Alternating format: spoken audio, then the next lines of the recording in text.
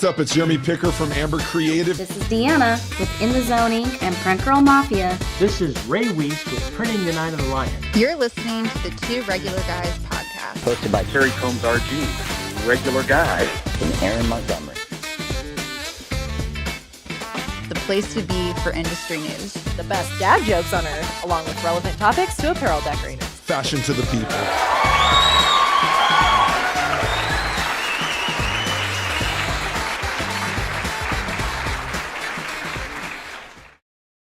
Welcome into the show. It is Friday, August 28, 2026. I'm Terry Combs. You can find me at DTF Superstore and at terrycombs.com. And I'm Aaron Montgomery from Super Gamut and our Success Group. And today, Terry, we are welcoming a good friend of the show, Theresa, and her colleague, C.J. from ASI. And this is an annual event that we've been doing with them, and it's been fantastic because they go so deep, they dig. So we're talking about their State of the Industry report that they put together as a service to the print and promo industry. And what I love about these conversations that we get to have with them, Terry, is the report is awesome. You know, just by itself, you go get it, read it, check it out, learn from it, all that kind of fun stuff. But having Theresa and CJ here, we get to kind of understand a little more depth as to where the stuff came from, what they're seeing, right? You know, since they're in it every day, they get to kind of give us their take on what we can learn from this report. Absolutely. Digging deeper into the data. I always look forward to the show, so I was excited to see it pop up on the schedule. Yep. Make sure that you stay till the very end for the secret sauce. Most businesses make their decision almost automatically, and that can become expensive in ways they never see coming. Aaron's Secret Sauce today will give you a simple way to look at it differently. Make sure you stay till the very end. Outstanding. Yeah, I'm looking forward to sharing that secret sauce. I think I've got a couple of really good practical ways people can better decide about the work that they're doing in their day-to-days there. So I'm looking forward to that, Terry. But in the meantime, we also have our good friends from World Imaging News waiting in the background, ready to go with all of the great information that they just love what they're doing over there at World Imaging News. Plus, they always have a lot of fun doing it too. So they fit right up our alley, Terry. Exactly right. And tag team. Yeah, absolutely. So, Terry, you ready for that? Let's hear it.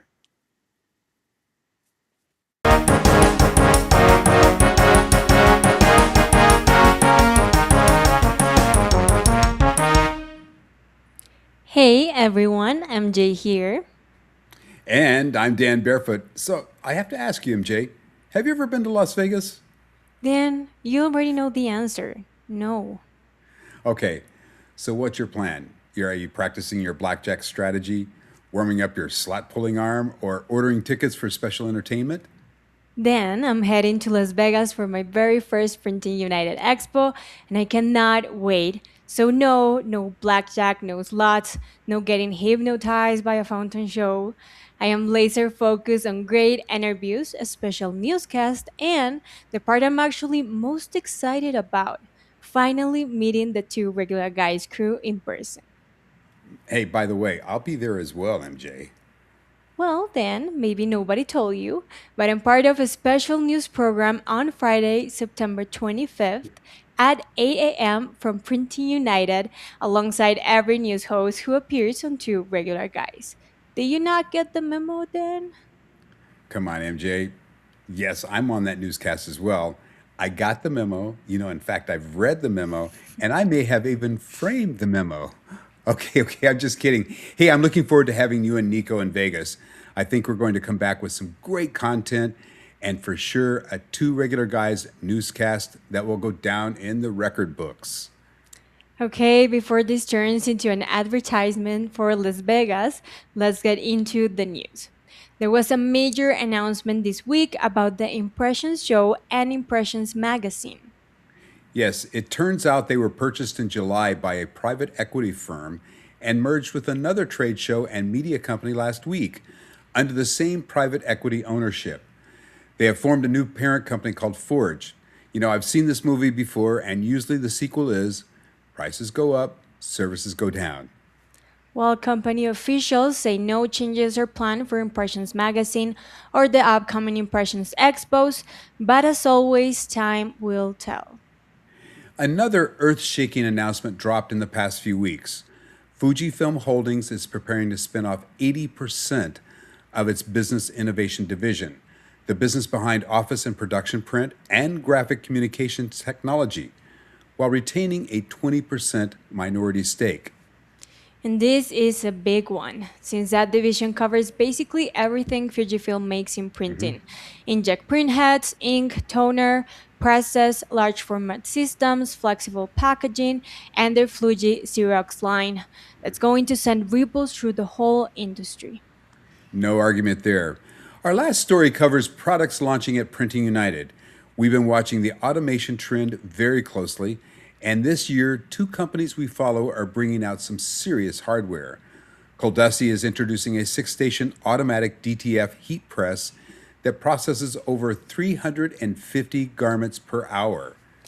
And Microtech USA is bringing an 8-station automated DTF line, pressing, peeling, and fitting all in one system, capable of 420 garments an hour. There are other players doing something similar, like Rock and M&R, but based on a review for the upcoming Win Report magazine, these two offered the best value, price versus performance, of anything currently on the market. You know, with this many automated systems hitting Printing United, this is a space definitely worth watching closely. If you would like more information, head to www.worldimagingnews.com and sign up for our weekly newsletter. And for a Latino audience, head to worldimagingnews.latina.com. That's this edition of When News on Two Regular Guys. I'm Dan. And I'm MJ. Until next time, be healthy, keep smiling, and of course, keep on printing. Manténganse saludables y sigan sonriendo.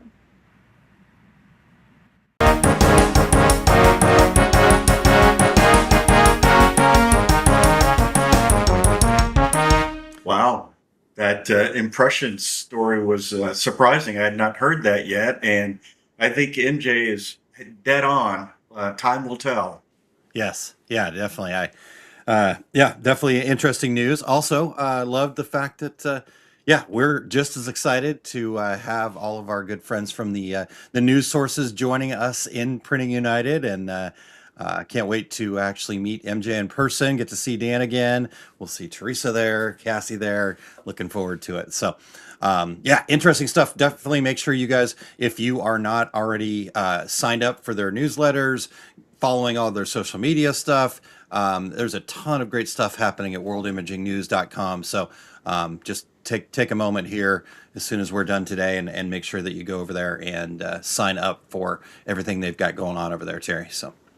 Absolutely. And it looks like it's going to be Printing United is going to be the automation show this year. Absolutely. Because besides what Dan and MJ just shared, I've heard other things as well about automation at the show. And you and I are both hosting separate panels. And I think there's going to be a lot of automation talk in both of those as well.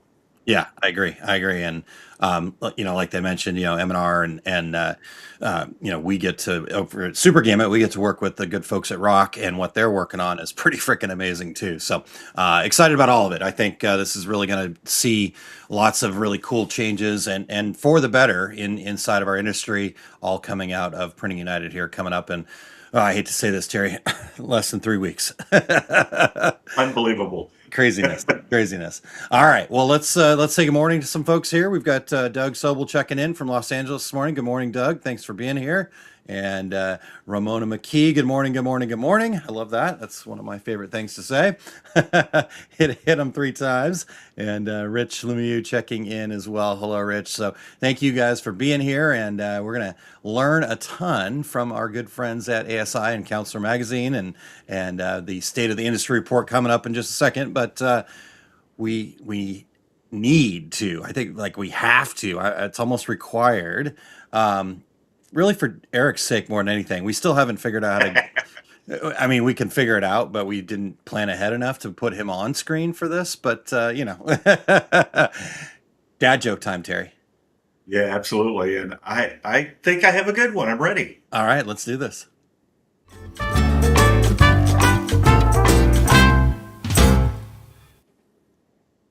So, Aaron, I tried to organize a hide and seek tournament, but it was a total disaster. Oh my, why is that? Yeah, good hide and seek players are hard to find. I kiss you, Eric. That was a total face palm head shake. Yeah, we are okay. All right, I'm making a note here, Terry. Right now, we have to have Eric in like a little window in the corner Just for pop the in head for that shake. Yeah, segment. no audio, just the facial expressions. So good, very good All dad right. joke. Well, thanks to everybody for checking out the Two Regular Guys podcast. We need your voices still. We would love to have the regulators participating in our show intros. Go to osg.link/intro. Read a few sentences. Be a part of every show. Don't be left out. We are always looking for new guests. So if you or anyone you know would like to join us, go to calendly.com/2, the number 2, regular guys to book a future episode, or email us at info@tworegularguys.com with your show ideas. If you're listening to the podcast version of the show, we would appreciate you sharing the Two Regular Guys podcast with all of your industry friends so they can become regulators too. Yeah. And we would appreciate it if you could leave us a review on Apple Podcasts, Spotify, iHeartRadio, Amazon Podcasts, YouTube Podcasts, wherever you do your podcast listening, we are there. And if you're watching us live right now, please join in with your comments and your questions. And looking forward to a really, really interesting show today, Aaron. Yeah, absolutely. So make sure you dive in. And Ramona said she had to run it through a couple times on the dad joke there that was hard to find. All right. Well, let's get to the meat of this here, Terry. Let's bring our friends in here, Theresa and C.J., and invite them in. Welcome, welcome. Thank you guys so much for being here with us. Now, Theresa, you've been on with us a lot. You bring us the news. Like, people should know who you are, right? But CJ, it's been a while. And so let's start with you, CJ, and then we'll get the quick overview from Theresa. But CJ, just give us a little bit about your story, your journey here to where you're at there with ASI and Counselor Magazine. Well, I'm thrilled to be back after last year's episode. I'm a little surprised, though, because after talking about data and state of the industry last year, I just figured that like viewership just completely plummeted and that there's no way I'd be invited back. So That's our own doing, CJ. That has nothing to do with you. I'm happy to be with you guys. So I've been in the industry with ASI for 18 years now. I was just a like kid who loved writing, loved journalism. I wrote as a professional starting in high school. As a high school senior, I was making money. This is the .com era. Well, that freelance money quickly evaporated, but my love for journalism did not. I worked for a daily newspaper and just sort of was looking for something a little more stable because I was just working nights and weekends and not seeing my then wife, my then girlfriend, now wife, and found ASI randomly. Again, had been with the company for 18 years in the industry, and I just love the creativity. It's a cool intersection of like business, like pop culture trends, artistic, vision. So I've really enjoyed my time in the industry. That's awesome. And then Theresa, just the high level overview again. Everybody knows you, but we've got the one person living under the rock. Well, I've been at ASI for I think, 12 years. Yeah, 12 years, since 2014. And before that, I worked at a couple of daily newspapers. I think similar to CJ, I liked the excitement of newspapers, but the nights and weekends were not so fun. And I sort of found ASI from a former colleague at the newspaper who used to work at ASI, and he kind of hooked me up, got the job, and I really enjoyed writing about apparel and screen printing and technology, sustainability, just kind of all the different things. But one of the things I always tell people is that, I mean, first of all, you can make any story interesting if you're creative and curious enough. And also just in the promotional products world, you can write about anything because everybody uses promo. That's kind of my story. Love it. Very Perfect. good. Thank you. So, Theresa, let's start with you. Can you give us some history, a little background on the Counselor State of the Industry report? Sure. I mean, this is a issue of the magazine that takes us months and months to put together. By the end of it, we're all very tired and I would say, I mean, CJ, how many years have we been doing this? Yeah, so actually next year will be the 50th anniversary for State of the Industry. Wow. Crazy, right? That is crazy. But I mean, basically, I think it starts off with our marketing research person doing, like, we do a comprehensive survey of like hundreds of distributors and suppliers to sort of get that snapshot of the promo industry, and we kind of break it down by things like the top markets that are served, the top promo products, profit margins, services offered, sourcing strategies, like basically anything that could be affecting the industry.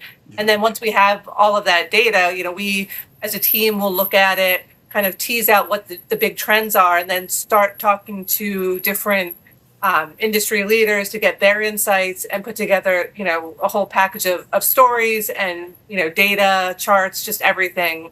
And it's just a very comprehensive, in-depth look at everything that is happening in the industry. CJ, when you guys start into this every year, does it look like this enormous thing that has to be combed and brushed and sorted?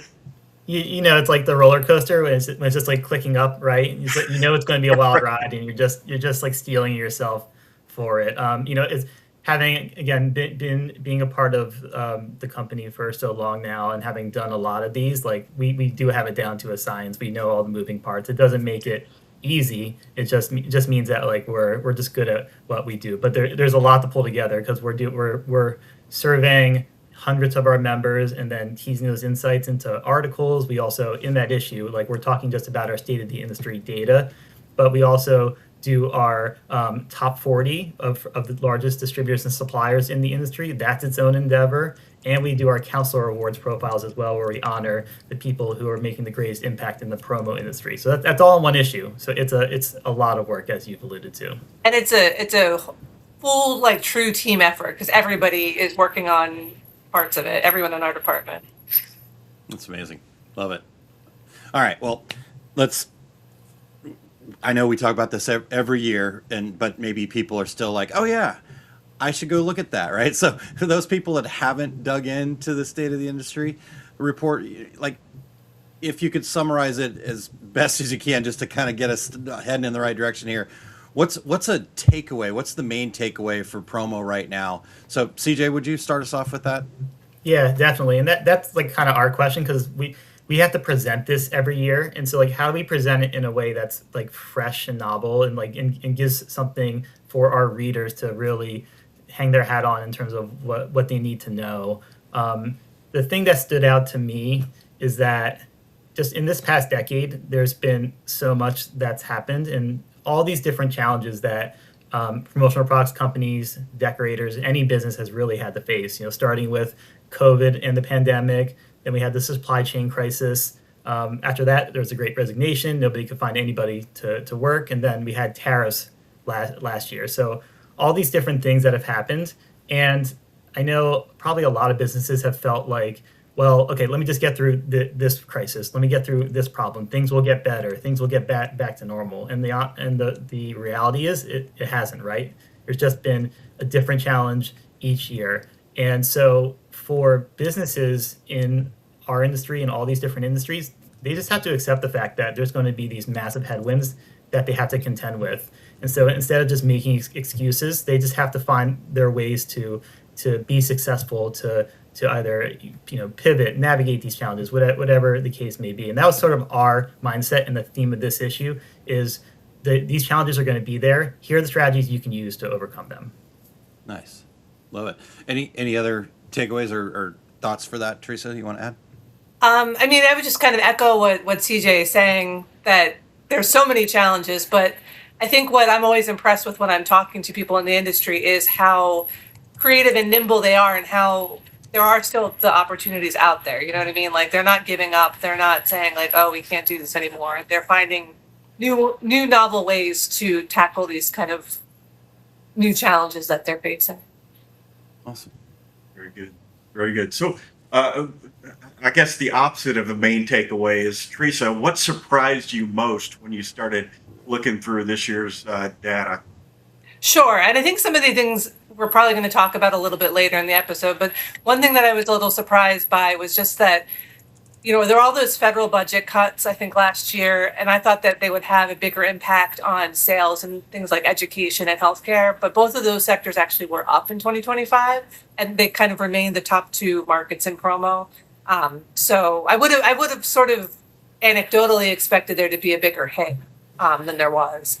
And maybe that'll be coming in the future. I don't know. Sometimes these like budget cut changes might have like a longer term impact. Right.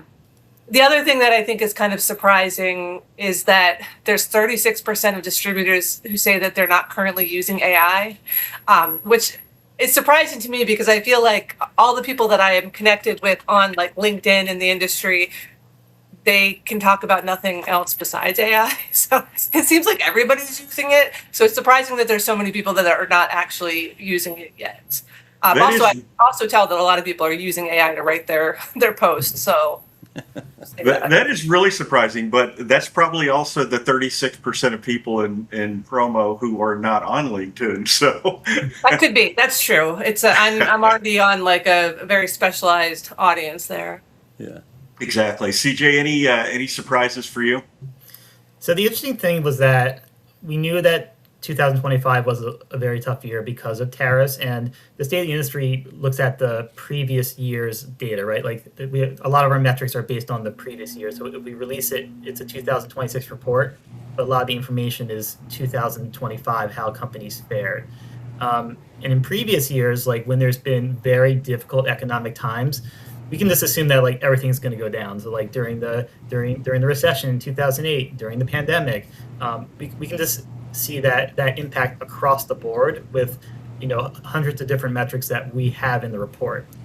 And I didn't know with tariffs whether that would be the case, and it wasn't. It was much more nuanced. Like some things went up, like order values, for example, and I think the number of orders that distributors were receiving, but other things such as margins, which we might talk about later, other key metrics, that there was definitely an impact there. So the surprise was seeing like where the impact was showing. Interesting. Yeah. Wow. This is so cool. Yeah, we need to get the link up here in just a moment too for where people can check this out. But Theresa, I want to talk about products here a little bit. I know that's a big part of what you guys also look at in this is kind of what are the most popular products and biggest markets. I think that's really helpful for your users there at ASI. So talk to us about that. What are you guys seeing in that front? What are the most popular products and bigger markets right now? Yeah, sure. So overall, like apparel in any form that it takes makes up about almost half of promo sales at like 46.9%, I think. But t-shirts in particular are still at the top. They're at 14.8% with more than like $4 billion in sales in last year. There's like a ton of categories. Other top categories are polos, drinkware, caps and headwear, bags, writing instruments, houseware and tools, and blankets and towels. They both gained market share in 2025, which kind of reflects how buyers are interested in those practical, lifestyle-oriented items. And one thing that's new this year, we started tracking packaging, which kind of ties in with how much kitting and fulfillment promo people are doing. So packaging is, it's not a huge amount of sales, but it's 1.3%. So that is also in the mix now as well. And then as far as markets that are being targeted, the top markets, education and healthcare, like I said before, are still at the top of the list. But other top markets for promo include construction, manufacturing and distribution, financial and insurance, and nonprofits.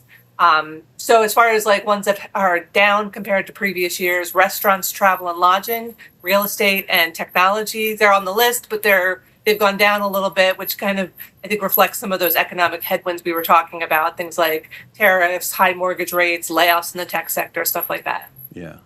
Interesting. Wow. Amber Creative says, yay, t-shirts rule. So we're in the right place for t-shirt people. Yep, for sure. Yeah, I knew that they would like that one, right? Yeah, for sure. I love it. So CJ, can you talk to us too? Yeah, so Theresa was giving us some kind of like where people are going up and down a little bit, but how have you seen the categories kind of change over the years? There's definitely been ebbs and flows. Like, so year to year, there's not like a ton of movement, right? It's not like one year it's gonna be the top 5 products, and then the next year it's gonna be completely different top 5, unless you're in the pandemic, right? Then like all bets are off. All bets are off. Yep. Yeah. But Well, and also most in the year, pandemic, we used to do that really cool like chart where it showed how things were changing from month to month, but yeah. we can't really do that anymore because they don't change as much. I know, exactly. But the cool thing is because we have tracking data that now goes 20 years, but we can track the evolution of product categories over time. Markets too. One of the biggest examples, and I don't think this is a surprise to anybody, is drinkware, right? Drinkware went from being a very like price sensitive category to being a premium category that was commanding a lot of dollars, and the reason is obvious, right? It's a rise of Yeti, and then you just need the other brands, Hydro Flask, and then Stanley and Awala, and it showed. Yep, exactly, right. I got mine too. Everybody's got Terry. Okay, Terry, we'll ship you one so you can be part of the crew. But so like it's because of that. Drinkware has grown in popularity, and it went from being a relatively minor category to being the second most popular most sold category in promo. But now, in the past couple of years, we've seen it reach its peak and drop down. Last year, for example, it dropped 1.2 percentage points. Which again translates into what like $200 or $300 million in lost sales, and the reason is obvious. Like we hit that Stanley craze, and now we're in that like post boom where drinkware is still omnipresent, but everybody's got high end drinkware right now, right? Everybody's full of drinkware, and so now there's other categories that aren't as saturated that distributors and buyers are devoting their focus to. So it's just cool to see that evolution, like the peak, and then now we're seeing the drop of it. Yeah, interesting. And with 20 years of data, that's so cool that you can see all that stuff. And I mean, from a practical standpoint, I know the shelf where all of our drinkware sits is full at our house, right? So we're not taking on anything new right now. Yeah, it's one in, one out. We get a new one. One of them's gotta go. No more coffee. Exactly. And I'm sure that's true across the industry. It's the end consumer is like, oh, we already did that twice. Let's what new thing can we do that has to have some impact on. Yeah. And not to suggest that drinkware isn't effective. It's highly effective. It's one of people's favorite promotional products, and it's used all the time. It's just that now we got to the point where everybody has their favorite. So if you're going to sell one, right, it's got to be really good because most consumers are not going to settle for a substandard piece anymore. Yeah, that's awesome. Great information. I mean, this changes your business outlook by having this information for sure. So yeah. All right, Terry, what's next? Let's talk a little bit about industry health. Distributor profit margins declined for the first time since 2020. CJ, what do you attribute that to? Tariffs. Pretty simple. I had a bet with my research director. We do our own podcast, right? Promo Insiders, and when we were doing last year's State of the Industry, I said, knowing that tariffs were in play, just keep an eye on this because I bet it's going to go down. And he wasn't so sure, and I was right. He still hasn't paid me. I don't think we actually agreed to a payment, but he owes me for sure. But I think it's pretty clear that so even though like margins affect suppliers more directly because they're the importer of record who's paying for those tariffs, distributors are still being impacted, right? Because the cost of the products are higher, they were having to eat into their margins to accommodate customers, to not lose an order, and to make sure that they still had a sale. So like even though it's negative news, it's not the margins are not in a bad place. They had gone up, I think, like for 4 or 5 consecutive years, and they dropped from 37.8% to 37.1%. Like, yes, it dropped, but that's actually like a healthy place for margins to be. And any margin over 40% in our industry is super strong. So for the average to be still at 37% is really great. Now the question is, next year tariffs are still in place. There's these other profit pressures. our margins going to keep declining, or are they going to stabilize or even go up a little bit? So that's like the next thing that we're going to be looking out for. Nice. So tune in end of August next year for the answer to that question. Well, Theresa, how are distributors handling this decline in profit margin? So I think that distributors they're kind of leaning into what they do best, which is building those strong client relationships and then coming up with creative, sort of budget conscious solutions for those clients. So, I mean, like, it's something we always talk about. Like, you need to be a strategic partner rather than just an order taker. And also lean into like the data driven solutions, making sure like what you're doing has like that impact, so that they're looking at, rather than looking at what the cost of the items is, but what's the outcome of it. But I mean, I think one thing to think about is that even like the more inexpensive promos, they can still have a big impact if they're created thoughtfully. So there was actually a really great anecdote I wanted to share that was in a piece that my colleague Tara Lerman did, which was about how a distributor worked with a university that had a limited budget, and they distributed eyeglass wipes to tens of thousands of students. Which is kind of like a lower end product, but rather than just putting like a logo on the wipes, they actually put a map of the campus that included the different buildings. So it's a very useful product, but they made it into something kind of indispensable that still got that marketing message across. So I just thought that was a really cool example of how you can still make a big impact with something that is a lower end, lower price item. So it's like the creativity can still be there, even if it's not, like the really high end drinkware, the really high end items. So I think basically, it's those fundamentals are still the same. Build your relationships, be creative.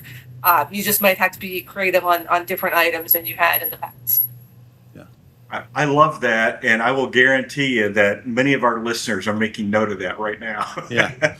I mean, yeah, it reminds me of a story. This was way back, Terry. Jimmy Lamb was telling me about this, somebody that he'd worked with in a sublimation-related thing, and they made mouse pads for a local restaurant, but instead of it just being phone number, logo kind of thing, they was creative and had kind of the menu, had some images of the food, and you're sitting there working, you're getting a little hungry at lunch, you look down at your mouse pad, man, I'm gonna order that burger right there, or whatever it was, right? So that's what, like you said, just thoughtful uses, and so that maybe changes the pricing conversation too. I think when people understand their kind of return on investment they're getting out of that. For our younger podcast listeners, we actually used to have a little pad under our mouse to make it work. I still have one. I like it just for the wrist rest personally. But anyways, my kids use the touchpad, and I have to use a mouse. So like I feel like I'm just like a boomer because I can't use the touchpad. Yeah, for sure. Even with my laptop, it's like I got to carry a mouse with me. All right. So I want to hit a couple of comments from our regulators here that when we were talking a little bit about drinkware, I just bring this stuff in. Amber Creative said, I'm dislike him hating the brand drinkware trends. To be honest, price is a factor since everyone has so many now. The lowermost H2Go still allows for margin for clients that resell. My drinkware business is down 90%. So I think maybe speaking to a little bit about what you were talking about there, CJ, does that sound about right? Yeah, and actually that's a good point. And I think that applies to the fact that now there are retail brands in every product category in the promo industry. And so you're going to have clients who will insist on the retail brand no matter the cost. And so like, okay, if they're willing to pay that, like they can pay that. But in reality, as we know, that there are tons of products that are just as good and all they're missing is that name. And so that's the message you can convey to your clients is like the great products that are available, and it doesn't have to have that massive markup. Yeah, love it. Okay. All right. So Theresa, I want to shift gears here just a hair. We're still on topic. In fact, if Eric, you want to give people the link to go check out the report, I think Eric even created something fancy smancy for it. Maybe. You know what? You can actually do stateoftheindustry.com. Yes. Oh, real even fancy. easier. There we go. All right. Well, we even have a QR code if you are watching. You can scan that if you'd like. But I want to hear from you, Theresa, a little bit about, as you guys compile all this and you're thinking about some of the trends, as you mentioned earlier, kind of AI being one of them. I'm not sure if we talked about it a ton, but I know print on demand is definitely another thing that is out there that we're thinking about. How's that affecting the industry? I mean, I think both of those trends are kind of speeding things up and shaking things up in the industry.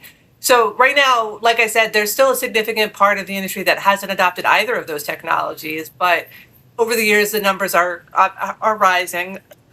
And I do think that companies that don't figure out print on demand and don't figure out AI, or at least don't figure out how they could fit into their business, I think they're going to be left behind just because it is really speeding things up so much that if you can't match that speed and demand, then you're going to be out of the conversation. Yeah. However, that said, you have to be smart about how you adopt both of the technologies, because obviously there is that big backlash right now that all the AI slop that's out there, which rightly so. I mean, some of that stuff is just horrendous. And people have the concerns about AI replacing jobs. Plus, there's like privacy, security concerns involved if you're feeding your data into ChatGPT or another LLM without like the right guardrails. So, yes, you should be starting and figuring out how to use it, but you need to do it smartly. You need to protect your business and determine how it's actually going to save you time. Like if you have bad processes, putting them into AI is not going to make them better. It's just going to speed up something that's already bad. So right. You really have to be strategic about how you're doing it. And I think the same thing with print on demand. You're going to have to vet the partners that you're working with very well, because if you're really actually doing this no touch orders, and leaving it up to whatever fulfillment partners you're working with, you have to make sure that they can do what they say they're going to do. Can they actually do it accurately? Can they do it with the speed that's advertised? So I just think there's a lot of opportunity there, but you still have to be very strategic and smart about it. It's not as simple as just pressing a button. So no, I think that's really important. And because the term print on demand has kind of become a little bit more trendy lately, I think a lot of people are hanging their shingle on that. And like you said, are they really going to do the things right? They're basically becoming your manufacturing arm. So regardless of whether it was your fault or their fault, ultimately it's your fault with your customer, right? Yeah. So, And I think there's a lot of people that talk about print on demand, but maybe are speaking a different language. Not everybody follows, there's not really an industry standard for what that actually means. So is print on demand, no touches on an order and you can do a really low minimum, or is it I can do this for you when you want it, but I'm still, manually processing it and I'm losing money. You know what I mean? There's a lot of kind of nuance to it that not everybody kind of gets. Yeah, for sure. All right, CJ, what would you add to both either of those topics or both? Theresa made great points. The thing that stands out to me is that I think so. It's bad enough that a sizable portion of promo companies, print companies, however you define it, aren't using AI. And I think it lags behind just small businesses in general. But the people who are using it, they're just using it in this sort of very perfunctory ways, right? They're using it for email writing or for maybe some artwork things. And I'm not saying it's not helping with efficiency and other things, but there's very few companies in this industry that are really fully integrating it into their processes. And what I see is that the companies who are using AI, they're kind of just adding it on to their existing legacy software and systems. And the next big step is for companies to build from the ground up AI that's a central part of their whole operating protocols. When that starts happening, the gains are going to be tremendous. And a part of that, I think, is solutions providers offering those things so that companies in our industry can jump on them. ASI is one of those companies trying to do that, right? We're promoting automation and end-to-end ordering through ESP Plus and making AI a huge part of that. But there are others too, and I think that's the next step that this industry needs to take. Yeah. Well, and I can see, especially in your guys' industry, because you're dealing with so many different varying SKUs across so many, right?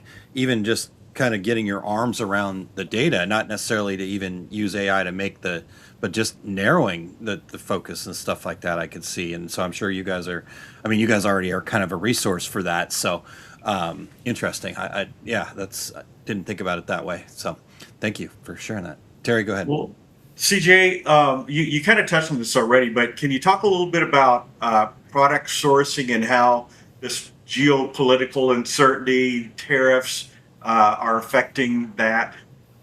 Yeah, there's been an obvious effect, and we covered this all last year. It's still going on. Like when the tariffs first arrived, there was so much confusion, and it was changing day to day because President Trump was using it as a negotiating tactic, where he could just raise and drop it like at his whims to help achieve his administration's goals. Well, that created a lot of panic and chaos in the sourcing world, because that good that you were paying whatever amount for, it just went up 50% and then dropped down 20% the next day. So that's the hard part for businesses. They want certainty. They won't mind if your tariff surcharge is 50% as long as they can bank on it for the next 5 years. Yeah. So there's been some increasing stability, but as we've seen, like with Canada, for example, there's still some back and forth going on.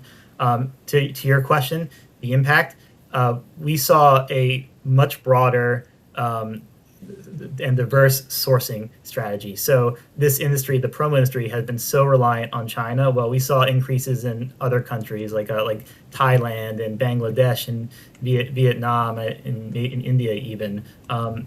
Companies were just, suppliers and importers were just searching for ways to get their products as cheap as possible and circumvent the tariffs.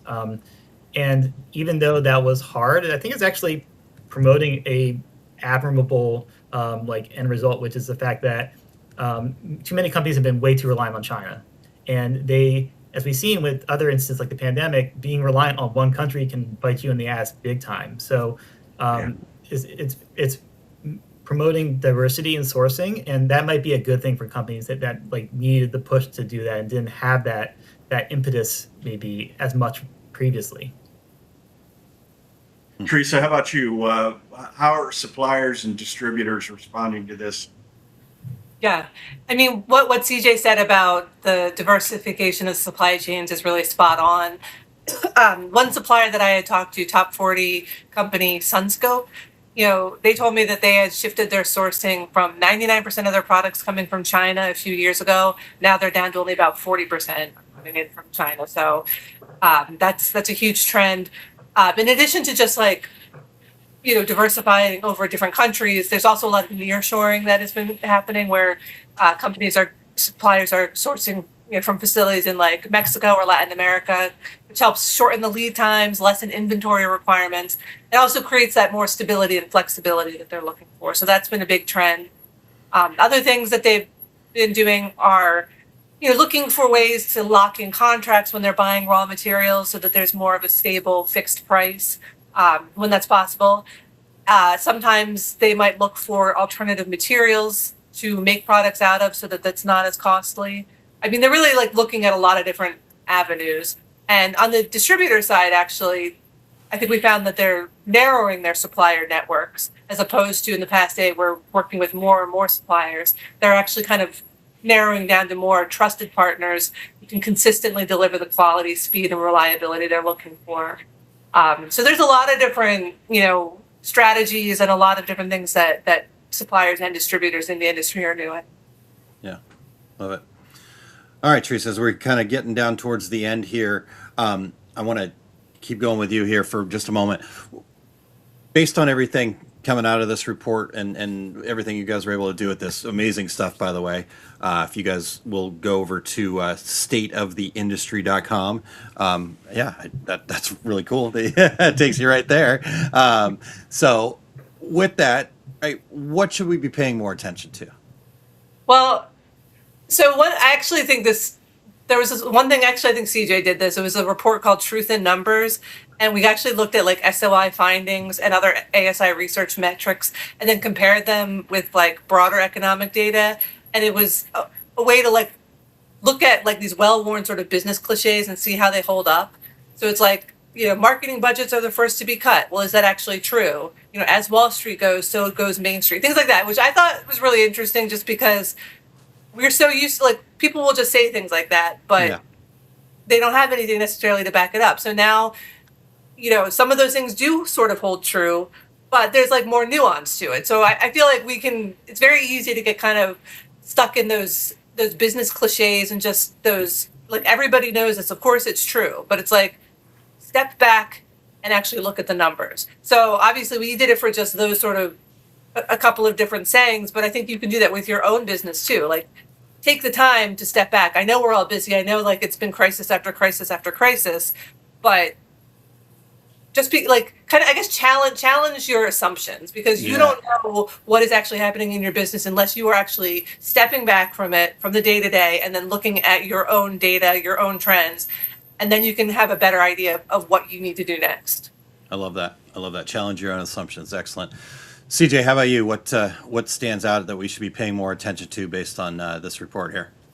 So I love what Theresa said, and mine's not going to be as broad, but I do think it's interesting. One thing that we track is just the speed of orders, and we call it it's been called rush orders, but we define it as orders that require a turnaround time of 5 days or less.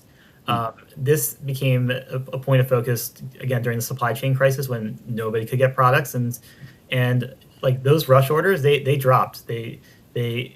Customers were becoming conditioned to know that, hey, you can't place a last minute order and expect to receive it. You have to order in advance, and it dropped to about 25% of all orders. So a quarter of orders in 2022 were for 5 days or less. Well, since then, after the supply chain fixed itself, it's gone up each of the past 3 years, and now it's up to 33%.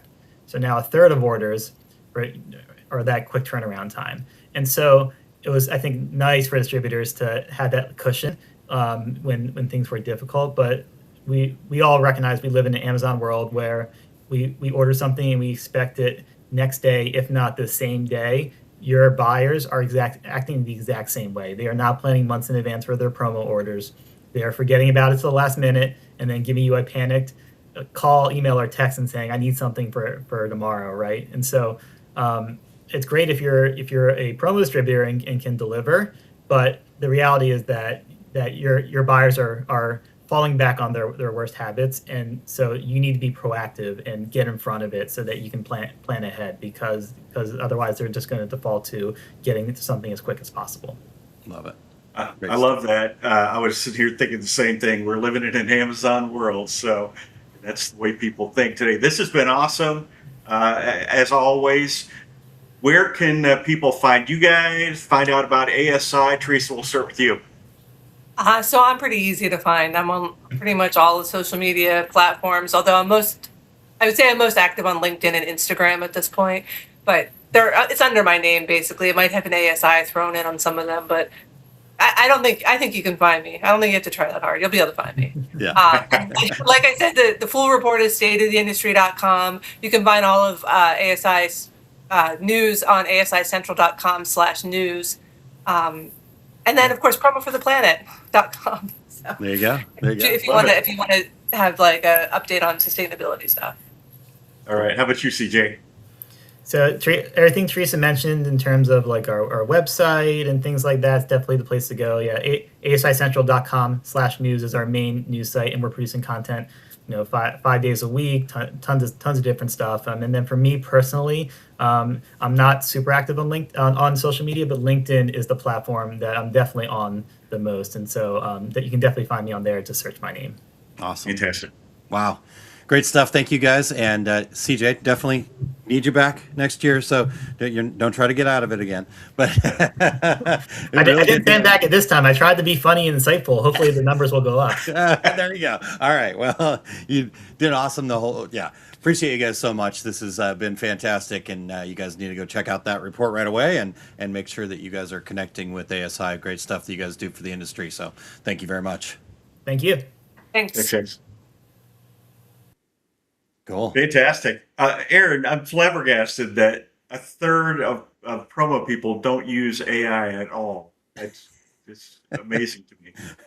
Yeah. It's like, are you sure? Well, I think part of it is they maybe don't know that they're using AI, but that's okay. Oh, you know what? You might be right. Yeah, maybe. All right. Well, Terry, what is coming up for you, sir? Where's Terry's Big Book of Travel have you going here? My complete screen printing business course with Atlas Screen Supply in Chicago. I'm wrapping up 2026 on November 7th and 8th. You can sign up for that at atlasscreensupply.com. I'll be in the apparel zone at Printing United in Las Vegas. That's September 23rd through 25th. I think everybody knows by now. Yep. I'll be at the in the DTF Superstore area, so come with your DTF and DTG questions in that educational setting. Also, in the apparel zone on Thursday, I'm going to be hosting a panel on the future of DTF printing with Rob Super from Super Gamut, Tim Check from Epson, and Patrick Nod, DTF expert. Aaron and I will be doing a presentation on Friday about buying DTF transfers or buying a DTF printer.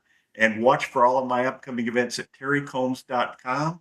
Aaron's time to start planning 2027, my friend. Wow. Yeah, that's scary in a lot of ways. Hey, Terry, before I jump into mine, our good friend Douglas Quinn, Mr. Q, said that he likes seeing a guest that is a New York Mets fan.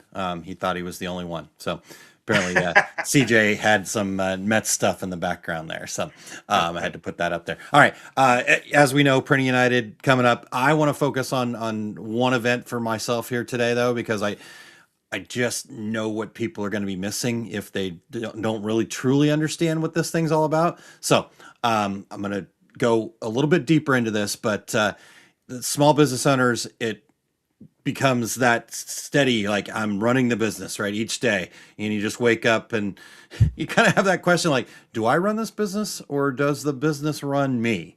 And unfortunately, I think for most people, it's the latter. It's the business running them. And that is exactly why I'm so passionate and excited about the Purpose Plus Profit Retreat that's happening October 30th and 31st. And if you'll go to osg.link/retreat, you can learn more. It's happening in St. Charles, Missouri here. It is 2 very intentional, very well-designed days for small business owners to step away from the noise, reconnect with why they started, and make sure that the business they're building is actually supporting the life that they want. And it's not a big conference or the surface level networking event. It is an intentionally small, hands-on, designed to help you actually work on your business while you're there. And it's going to be something that we do repeatedly. I've had some people go like, oh, well, if I can't make this one in October, can I come later? Absolutely. We're going to keep it going.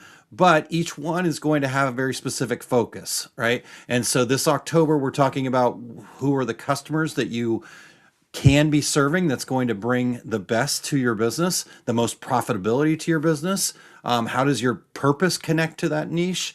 And then is your pricing really set up for profitability, right? And do you have a budget and a financial plan that's going to help you make the best decisions inside of your business? Or are you just hoping that there's money left at the end of the month? So that's going to be the focus this October. Spots are limited. And so you can reach out to me or just register there at osg.link/retreat. And as I said, we're going to continue these things on into the future, but that is not a reason to wait. Each retreat is going to have that completely different theme, and you don't want to miss the opportunity to really focus on your profitability. We felt like that was the great place to start off. The financial numbers we're going to actually get in. We're having you bring your laptop, and we'll provide a computer if you don't have one with you. But we want to make sure that we're getting in there and working together and getting really hands-on. So if you're kind of thinking, maybe I'll catch the next one, just don't do it. Make it happen. I've found that people have a lot of justifications for things, and they're not willing to invest in themselves. And so, maybe this is a time to actually invest in yourself as opposed to find the justification as to why you can't, right? So, the price point, I had somebody at Dax in Minnesota, Terry, tell me when I told her how much it cost. She was like, I don't know how I could afford not to go to this. All right. I was like, I get, she's like, no, but what else do I have to, nothing. That's it. It's all inclusive. Your hotel, all the meals, all you got to do is get to St. Charles, Missouri, and everything else is covered for you. And it's very intentional that way, because we want you to come in and be able to focus on your business, get reset, leave that weekend going, all right, this year, rest of this year is going to be awesome. 2027 is going to be awesome. So make sure that you, as Sandy says there, join us in October. So that's all I'm going to share today, Terry. All right. We got Printing United, but we know all about that. Will you share what Eric's got coming up today, please? Absolutely. Join Eric today for the Take Up, episode number 265. The problem of punching out, layering revisited. Do you have trouble deciding when to overlap or when to cut out background stitches, or even how to manage the tools and techniques you should use to deal with layering? Do you wonder why your stitch counts spike or your edges look rough and sawtooth when you try to cut a hole in a filled area? Let's go into what, where, why, and how of dealing with layered elements, how we can reduce sawtoothing, splitting, and other difficulties while maintaining garment hand. Jump in at 2:30 Mountain, 4:30 Eastern. Head over to ericcampbell.com and click the Take Up at the top to access this and all of Eric's past episodes. There you go. Even though this is episode number 1, right? No, just kidding. Right. I almost said it. Long story. Yeah. All right. A little data recovery joke that was off camera. So yeah, gotta let people in on the background. All right. I apologize. Well, Terry, I am ready for some secret sauce. Are you? I am, Aaron, ready to hear your sauce. Nice.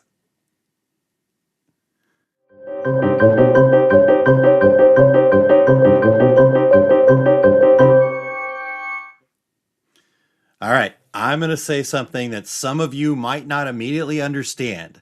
Not every order is a good order. Let me say it one more time for those of us who might be a little bit stubborn. Not every order is a good order.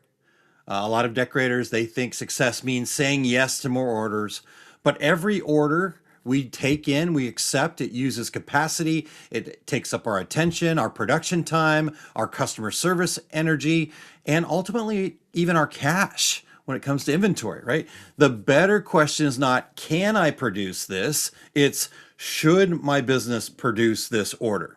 So my name is Aaron Montgomery, and I am the author and small business success facilitator, working with the fundamentals of business success here. And I am really fortunate to get to work with a ton of small business owners. And this wrestling match between saying yes and saying no to certain things does require a bit of an uncommon mindset. Every business needs boundaries and a lane that allows them to show off their zone of greatness while operating at its peak efficiency. So this secret sauce is not another pricing lesson or goal setting tip or this generic know your customer segment. I want to share with you a simple 3-question customer fit test that could change the face of your business.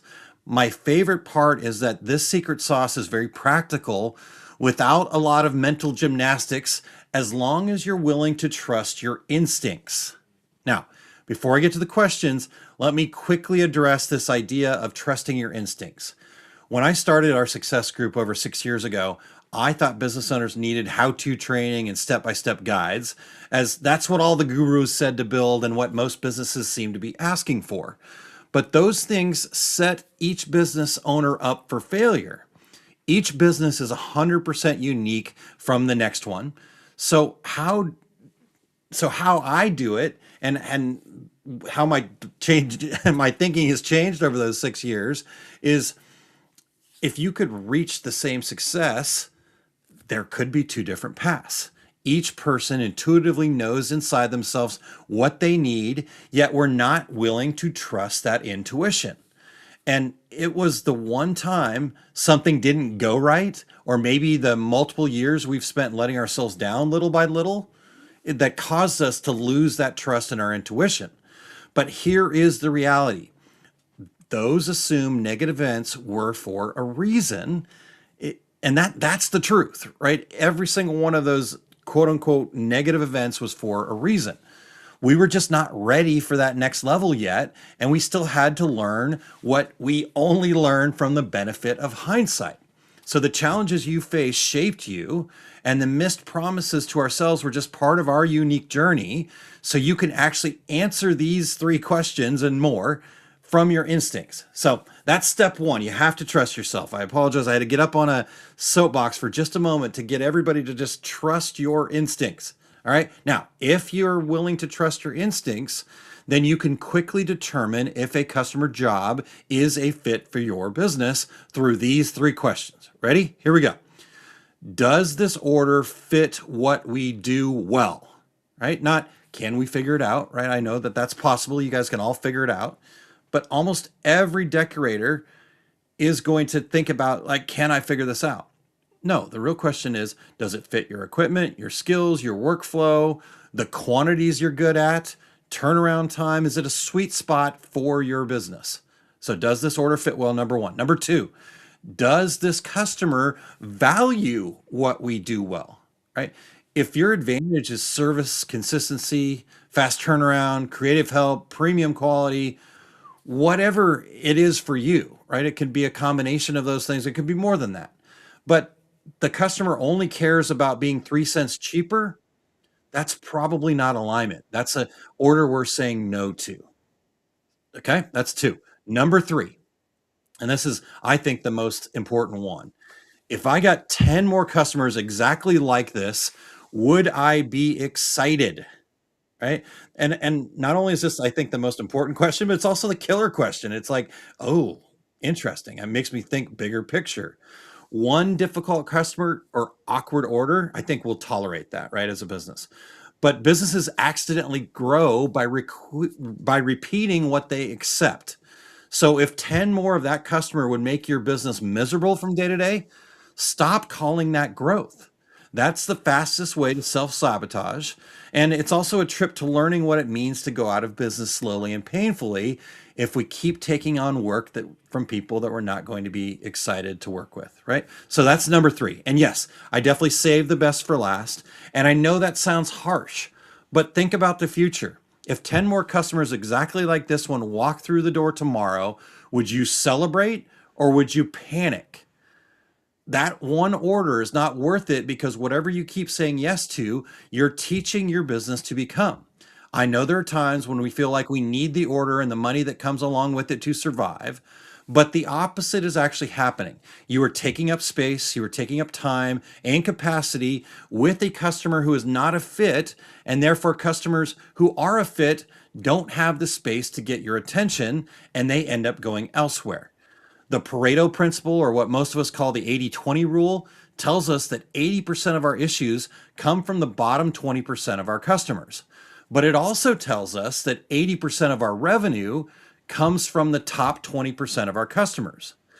But here's where I think we go wrong, is we spend most of our time dealing with that bottom 20%, and that top 20% goes to someone willing in investing in taking care of them. So revenue is not the only measurement of a good customer. The right customer allows you to make money doing work you're good at for people who value you inside a business you actually enjoy running.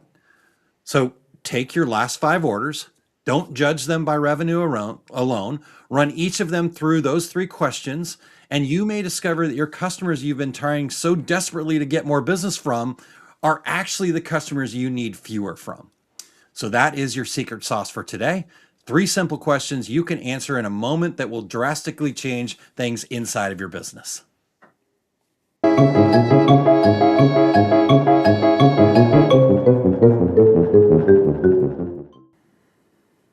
All right, I love that, Aaron. That was. Can I do it? Probably. Should I? Absolutely not. Exactly, and I think that second part is we find it so hard, right? Because it. Yeah. You and I've joked over the years, they seem so much smarter with money in their hands, right? Like, yeah, I get that 100%, but the reality is you keep taking on too many of those things, you're going to ruin your business. So, 100%. Love it. All right. Terry, what a great show today. We've come to the close of this show. We want to thank Theresa and C.J. for their time and for all the work them and their team have done to put together that State of the Industry report. Remember, just go to stateoftheindustry.com and you can get all that information and reach out to them and make sure you check out ASI. And man, really cool stuff. And again, we look forward to this show each and every year. So I'm glad it worked out that we got them in here again.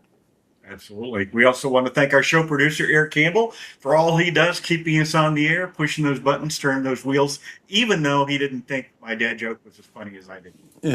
Next week, we're going to see Eric's reaction live if he lets us. So he pushes the button, so it's really up to him. But Eric, thank you so much, sir. We really appreciate you.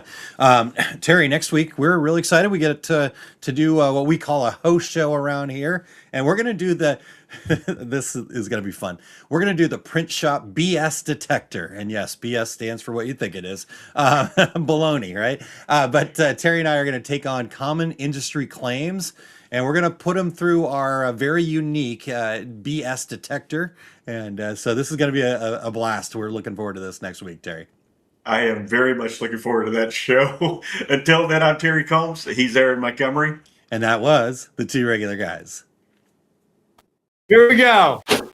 We're out. Awesome. Thank you for tuning in to this week's episode of Two Regular Guys.